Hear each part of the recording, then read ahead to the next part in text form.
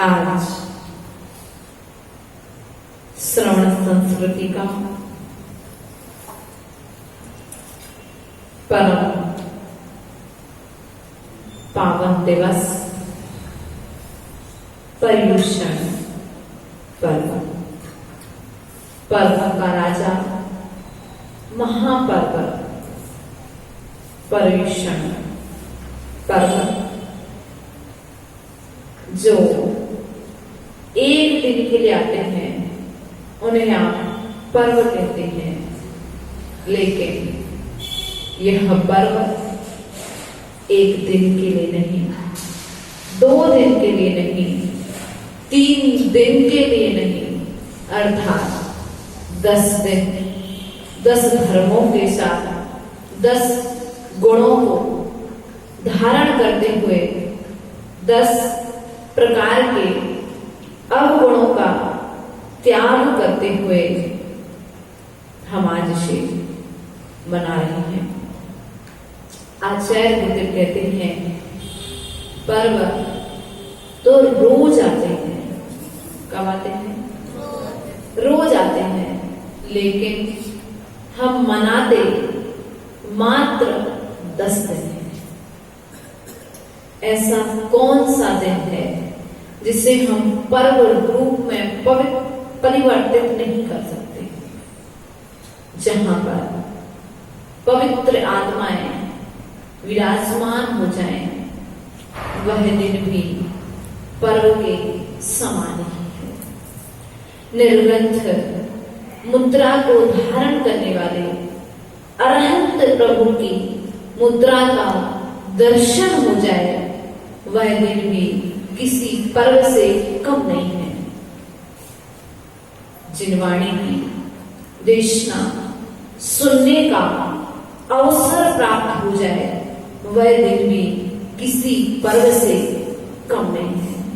परंतु हमने एक मान्यता बना करके रखी है, अवधारणा बना करके रखी है कि हम इन पर्वों को मात्र इस भादों के महीने में मना करके अपने आप को पवित्र और पावन करते हैं।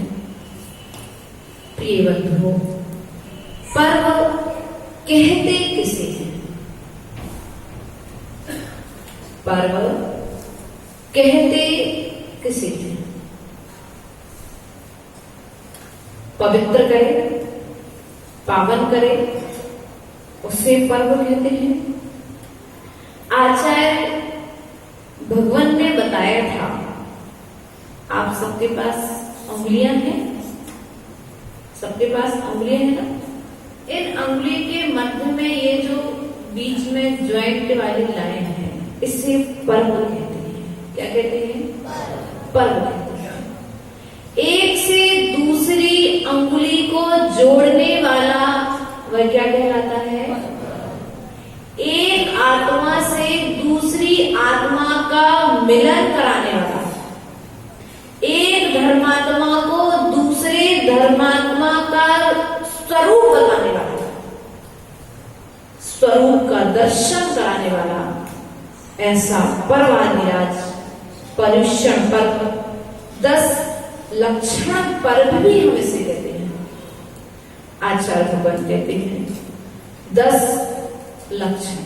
कितने लक्षण? उत्तम क्षमा, मार्गव, आर्गव, शौच, सत्य, संयम, तपस्या, त्याग, आकिंचन, ब्रह्मचर्य। ये 10 लक्षण हैं। और ये लक्षण है किसके? हमारे भगवान के, मुनिराजों के, जिनवाणी के अंदर में लिखे हैं। सो जिनवाणी के कि प्रत्येक आत्मा में ये लक्षण है। आचार्य भगवत कहते हैं कि यह प्रत्येक जीव आत्मा में यह लक्षण है, मात्र इन लक्षणों को प्रकट करने की आवश्यकता है।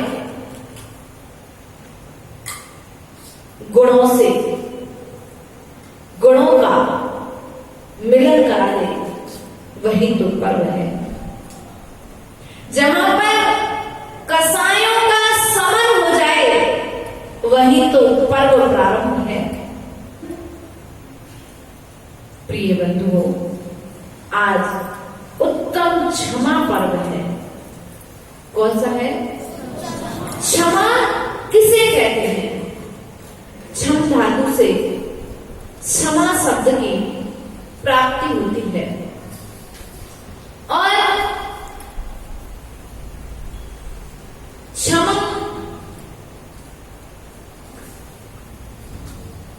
मां, अंत में एक शब्द आया है मां। मां की परिभाषा जानते हो? क्षमा में मां शब्द आया है। मां की परिभाषा जानते हो?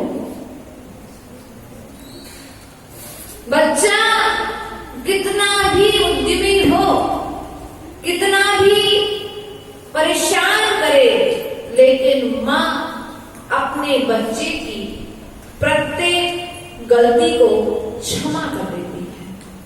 उसी प्रकार से क्षमा भाव को धारण किए हमारी आत्मा हमारे द्वारा अनादि काल से जो पाप किए जा रहे हैं, जो दोष किए जा रहे हैं, उन दोषों के लिए हमें हर भाव में क्षमा कर रही है।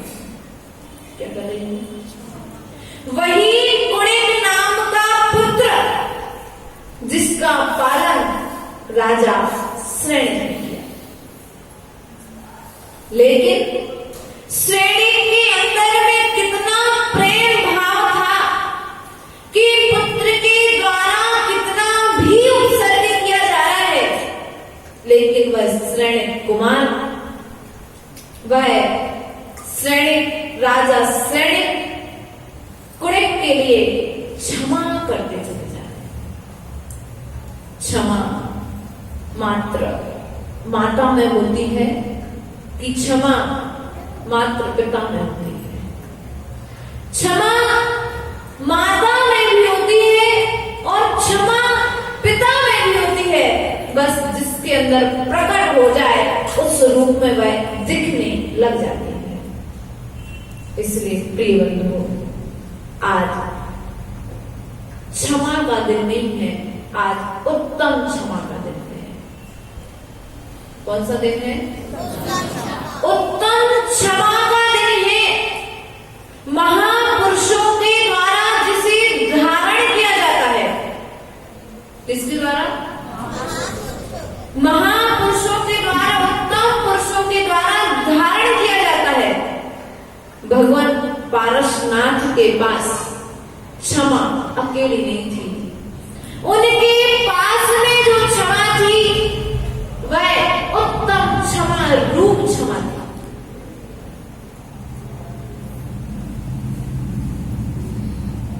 विशाल बुद्धि को लिए हुए आज पर्वराज परीक्षण आया है।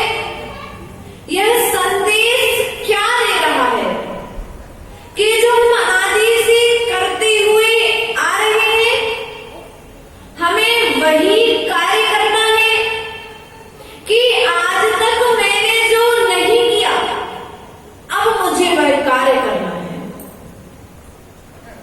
आप 10 दिन के लिए दुकानें बंद करके समय पर सामयिक आदि क्रियाओं के लिए पहुंच गए। क्यों? विश्वास था। विश्वास था कि मैं 10 दिन धर्म करूंगा तो मेरे कर्मों की निर्जरा होगी। आचार्य गुरुदेव कहते 10 दिन धर्म करोगे, जब तुम्हें विश्वास है 10 दिन धर्म करने से तुम्हारे पाप कट जाएंगे, और यही कार्य यदि तुम रोज करोगे तो तुम्हारे पाप नहीं कटेंगे। क्या? थोड़ा सा बोला तो करो, कटेंगे कि नहीं कटेंगे? तो फिर रोज क्यों नहीं करते? हमने धर्म को मात्र 10 दिनों में बांध करके रखा है। आपके जीवन में 10 दिन के लिए परीक्षण पर्व आए हैं, लेकिन साधु के जीवन में तो कदम कदम पर साधु के साथ में परीक्षण करो, रोज परीक्षण करोगे। कभी क्षमा की परीक्षा होती है, तो कभी मान की परीक्षा होती है, तो कभी मार्दव की परीक्षा होती है, कभी तप की परीक्षा होती है, कभी त्याग की परीक्षा होती है, कभी आकिंचन गुण की परीक्षा होती है, कभी ब्रह्मचारी की परीक्षा होती है, कभी शौच धर्म की परीक्षा होती है। साधु को प्रतिदिन इन धर्मों का पालन करना है। हम एक एक धर्म को एक एक दिन में मनाते चले जाएंगे उत्सव रूप में। आचार्य भगवान कहते हैं इन पर्व को मनाने के लिए आपके मन मंदिर में उत्सव उत्पन्न हुआ है, इसलिए बाहर में महोत्सव जैसा महसूस, जब तक अंदर में उत्साह उत्पन्न नहीं होगा तब तक बाहर में उत्सव नहीं हो सकता, और उत्सव भी महोत्सव में परिवर्तित होने में समय। हम अंदर में उत्साह से भरे हुए हैं, तप और त्याग से भरे हुए हैं, बड़ी बड़ी साधनाएं हम यहाँ पर करेंगे, भगवान के चरणों में आकर के बैठेंगे, सभी प्रकार की कसायों का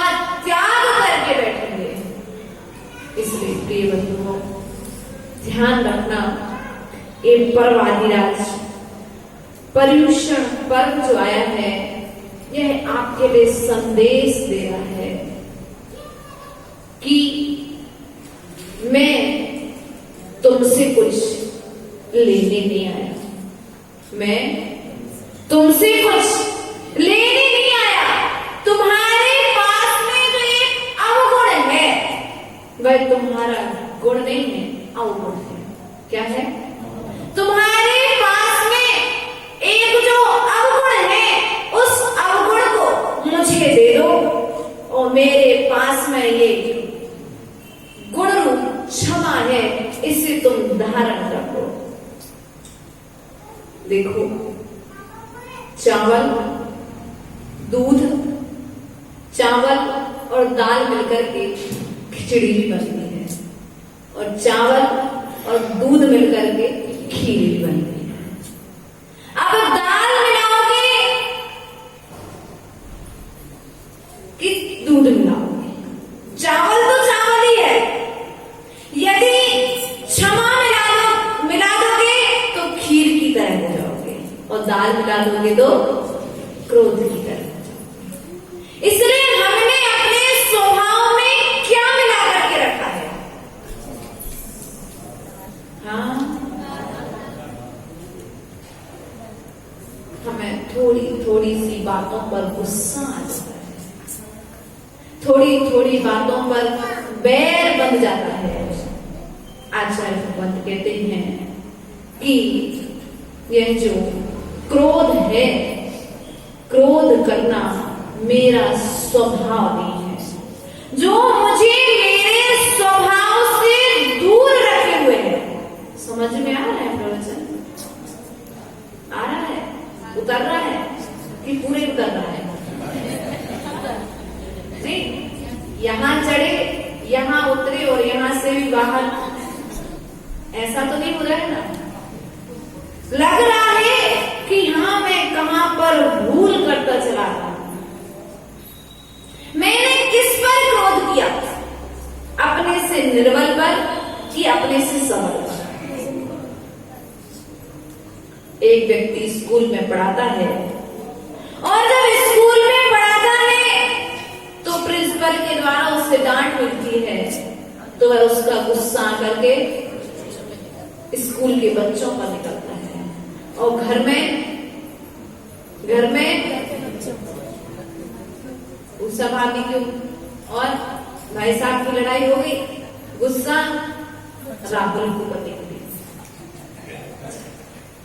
ऐसी नाना तरह की घटनाएं हमारे जीवन में प्रतिदिन हो रही है। हम क्रोध किस पर कर रहे हैं? क्रोध का फल क्या है? देखो तो, क्रोध का फल अपन ने पूर्व में श्रेणी चरित्र में सुना था। एक किसान की स्त्री, वह, हाँ याद आ गया सबको, इतने गौर से सुना था, याद आ गया कि वह किसान की स्त्री जो मां नहीं बन सकती थी, उस किसान ने एक नेवले के बच्चे का पालन किया, और उस स्त्री ने उस नेवले को अपने बच्चे की तरह पाला। लेकिन किसी पुण्य कर्म के उदय से वह गर्भवती हुई और उसे पुत्र रत्न की प्राप्ति हुई। दोनों, किसान और किसान की पत्नी, दोनों को बच्चे को पल्ले में लिटा करके खेत पर चले गए। यहाँ पर एक सांप का बच्चा आया, और उस बच्चे ने, सांप के बच्चे ने सांप की बच्चे की तरफ आने का प्रयास किया। यह दृश्य नेवला देख रहा था। उस नेवले ने सांप के लिए, जान बचाने के लिए उस सांप के लिए मार दिया। लेकिन सेठानी ने बिना सोचे समझे क्या किया? उस नेवले को मार दिया। इसी प्रकार से हम भी कई बार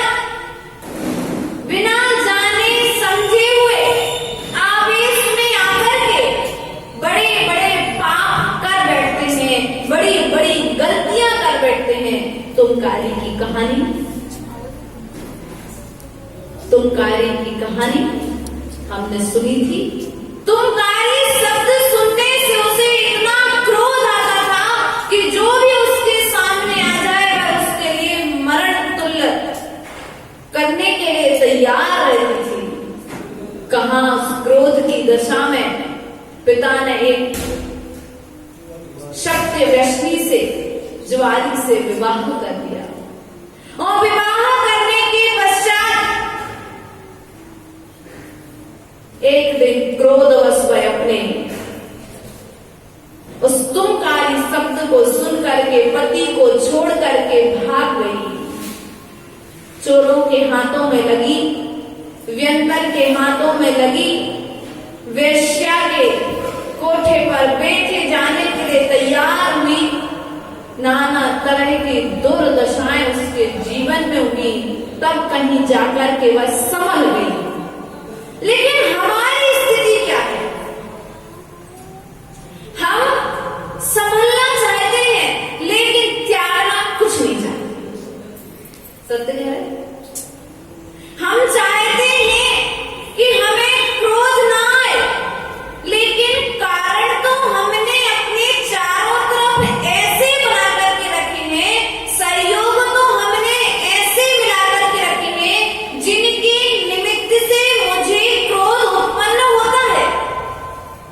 इसलिए विचार करो, उन कारणों का त्याग कर दो, उन वस्तुओं का त्याग कर दो, उन सामग्रियों का त्याग कर दो जिस सामग्री से तुम्हें अपने स्वभाव से बाहर जाना पड़े। अभी हम स्वभाव की साधना यहां पर कर रहे थे, आत्मा का अनुभव कर रहे थे कि जिसे मैं अनादि काल से खोज रहा हूं वह आत्मा मुझे दिख जाए, मैं उस दिव्य आत्मा का मुझे दर्शन हो जाए। ऐसा हमारे द्वारा प्रयास और पुरुषार्थ यहां पर किया जाता है।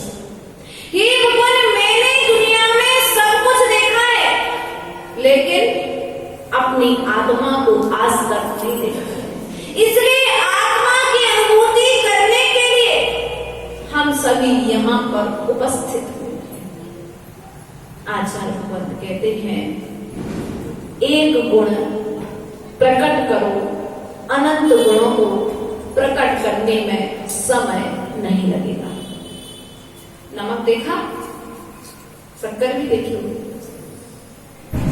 और मिश्री आती, मिश्री भी देखी होगी डली, नमक के जैसी डली आती है। एक तरफ आप मिश्री रख दो और एक तरफ नमक की डली रख दो, चींटियां कहाँ आएंगी? क्यों? उसका स्वभाव। इसी प्रकार से जिसके पास में क्षमा गुण होगा, विनय गुण होगा, उसके पास में सभी गुण आ जाएंगे, सभी गुण वाली आत्माएं उससे जुड़ जाएंगी। और जिसके पास में नमक जैसा स्वभाव होगा वह उस व्यक्ति से कोई भी जुड़ना पसंद नहीं। इसलिए हमने अपने स्वभाव को जो नमक जैसा बना करके रखा है, उस स्वभाव को परिवर्तित करने का समय आया है, उस स्वभाव को छोड़ने का समय आया है। कमठ भी 10 भाव तक पारसनाथ पर उपसर्ग करते करते करते करते थक गया और बाद में प्रतिक्रमण करके विचार करो, कर्मों से रहित होकर के मोक्ष अवस्था को प्राप्त कर लिया। वह कमठ भी भगवान बन गया, जिसने 10 भाव तक भावी होने वाले भगवान के ऊपर उत्सर्ग किया। जब ऐसा कमठ अपना कल्याण कर सकता है तो फिर हम अपना कल्याण क्यों नहीं कर सकते? एक व्यक्ति सोचता है, मैंने बहुत पाप किए हैं, अब मैं कैसे निवृत्त होऊंगा? तो तुम जितने पाप आज कर रहे हो, तुमसे ज्यादा पाप तो कमठ कर चुका है, तुमसे तुमसे ज्यादा उत्सर्ग तो कर चुका है। ये इसलिए आपसे कहा जा रहा है कि आप जो अंदर में हताश हो चुके हैं, निराश हो चुके हैं, उस अपने हताशता और निराशता को खत्म कीजिए। अपने अंदर में एक उत्साह और एक उमंग लेकर के आइए, क्योंकि मंदिर एक ऐसा स्थान है जहां पर तुम्हारे स्वभाव की उत्पत्ति होती है। धर्म सभा एक ऐसा स्थान है जहां पर तुम्हें तुम्हारे स्वभाव का उपदेश किया जाता है, तुम्हारे स्वभाव का ज्ञान किया जाता है और हृदय रूपी कमल में भगवान को विराजमान करके स्वयं भगवान बना जाता है। इसलिए विचार करो, आज उत्तम क्षमा का दिन है और उत्तम क्षमा के दिन पर हम आज क्या नियम लेंगे? एक ऐसा नियम लेकर के जाओ, एक ऐसा संकल्प लेकर के जाओ, हे भगवान, मैंने आज तक जिन जिन पर भी क्रोध किया है उन सभी को आज मैं क्षमा करता हूं और उनसे मैं क्षमा मांगता हूं, लेकिन मुख की क्षमा नहीं, हृदय की क्षमा। हमने क्षमा को मुख का विषय बना करके रखा है। सत्य कहा कि नहीं कहा? हाँ, फॉर्मेलिटी। कांतिलाल जी प्रसन्न हो गए आपकी आवाज, ऐसा ही किया क्या आपने? मुख को हमने क्षमा को अपने मुख का विषय बना करके रखा है। आचार्य भगवान कहते हैं क्षमा मुख का विषय नहीं, हृदय का श्रृंगार है। जैसे आपकी शोभा 16 श्रृंगारों के द्वारा हुआ करती है, उसी प्रकार से आचार्य भगवान कहते हैं इस आत्मा की शोभा इन 10 गुणों को धारण करने से होती है। भगवान पारसनाथ ने कुछ भी प्रकट नहीं किया, पहले क्षमा को प्रकट किया। किसको किया? एक गुण प्रकट हो गया तो अनंत गुणों को प्रकट होने में समय। और हमारी स्थिति क्या है? पहले तप आ जाए, त्याग आ जाए, उसके बाद में फिर दीक्षा। नहीं भैया, पहले क्षमा को धारण करो, पहले क्षमा आएगी क्या? एक तो दूसरे को क्षमा करना होता है और फिर दूसरा अपने आप के लिए। दूसरे को क्षमा करना आसान है, लेकिन स्वयं की गलती से स्वयं को क्षमा करना, क्योंकि स्वयं का पाप स्वयं को ज्ञात होता है। स्वयं का पाप स्वयं को ज्ञात होता है। कभी जब साफ करने बैठो तो आंखों से आंसू आ जाते हैं, ये भगवान मैं कहाँ भटक रहा हूँ, मेरी स्थिति क्या है? अरे भगवान से आकर के अपनी दशा का वर्णन करते कि नहीं करते? व्यक्ति जिस दिशा में जाएगा उस दिशा में उसे सफलता मिलेगी, लेकिन संकल्प जैसा होगा वैसी सफलता मिलेगी। आपने स्वभाव को प्राप्त करने का संकल्प लिया कि विभाव को प्रकट करने का संकल्प लिया?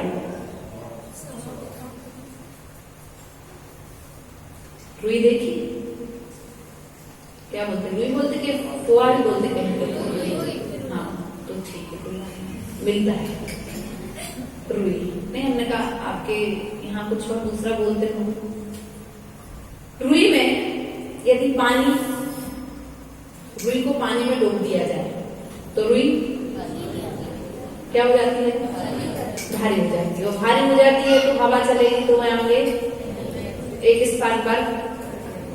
लेकिन यदि उसी रुई को खाली छोड़ दिया जाए तो उसी प्रकार से क्रोध के कारण हम जो है आगे नहीं बढ़ पा रहे। इन अवगुणों के कारण हम भारी हैं। गुणों का स्वभाव तो गुणों का जो है वो कोई भार नहीं है, हम निर्भार हैं, लेकिन हम विभाव के कारण संसार में पड़े हुए ऊपर नहीं उठ पा रहे। यदि उसी रुई को पानी में डूबा तो भारी हो गई, और उसी रुई को यदि घी में डूब दिया और माचिस का सहयोग मिल गया तो स्वयं ही प्रकाशित और पर को भी प्रकाशित करने वाली हो जाती है। इसलिए भैया रुई की तरह बनो, घी में अर्थात स्वभाव में डूबो, स्वयं भी प्रकाशित हो और दूसरों को भी प्रकाशित करने का प्रयास और पुरुषार्थ करो।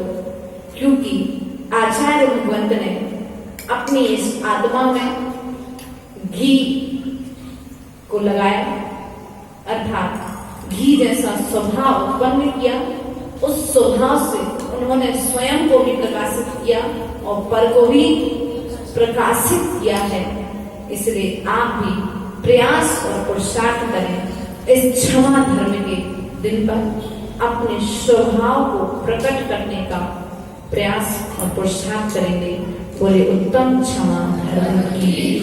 परम पूज्य आचार्य गुरुवारी स्वामी विभव सागर जी महाराज की विश्व धर्म की